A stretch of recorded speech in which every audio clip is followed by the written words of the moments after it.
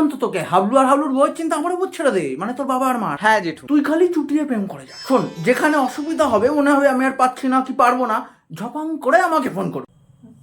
তে গিয়ে যদি কখনো টাকা শর্ট পড়ে, পার্ক কাজ করার সময় কেউ ডিস্টার্ব করছে, সাথে সাথে ফোন করবি। বাইক দরকার হলে আমাকে বলবি।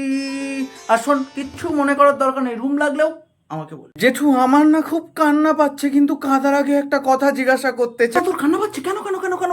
একটু না একটু নয়, চোখ দিয়ে জলবার করতে হবে না, শিগগিরি শিগগিরি বাথরুম করে যা। তোরা কেউ হাসলি না, ভালোই করেছিস। একবার শুরু করলে পেটে খিল লেগে যেত, হাসলে মাঝে মাঝে এত ভালো ভালো জোকস মেরে দিই না। বলুন না জেঠু, আরো বাজে কথা বলুন। আমার মতো ছেলে পিলে এই সমাজে অবহেলিত হওয়ার জন্যই জন্মেছে।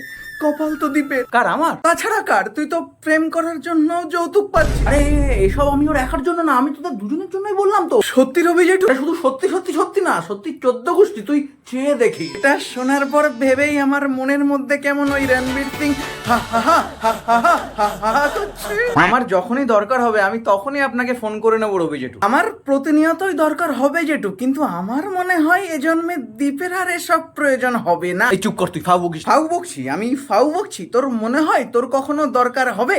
এখনো পর্যন্ত একটা মেয়ে পটাতে পারিস? বলিস কি, এখনো পর্যন্ত তুই একটা মেয়ে পটাসনি? তাহলে কি করছিস? শুধুই পড়াশোনা করছিস? দেখুন তাই রবি জেঠু, আমি অনেক ট্রেনিং দিয়েছি ওকে, কিন্তু হচ্ছে না। এবার আপনি নিজে স্বয়ং একটু দেখুন। কি অবাক কাণ্ড, তুই হাবলুর ছেলে হয়ে এখনো পর্যন্ত একটা মেয়ে পটাতে পারিসনি? আর কি ওই তেমন ভাবে কখনো চেষ্টা করে দেখিনি রবি জেঠু।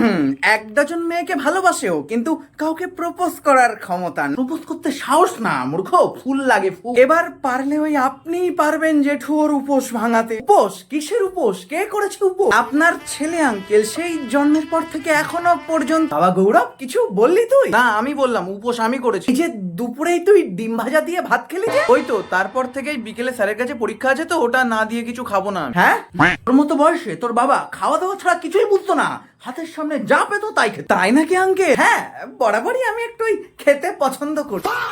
যাই হোক, তোরা কথা বল, আমি যাই। বসো বলা, আমি গঙ্গা গঙ্গা। জেঠু ওটা দুগ্গা দুগ্গা বল। চারিদিকে জল না এখন।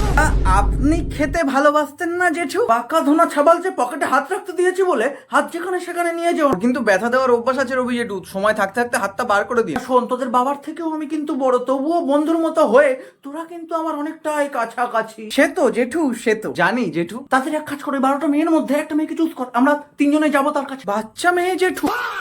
পাগল ছাগল হয়ে গেছিস নাকি? আমরা দুজন দূরে দাঁড়িয়ে থাকবো তোর ব্যাক বোনের মতো।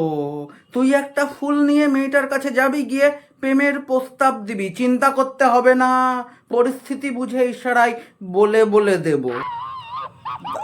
বন্ধু চল।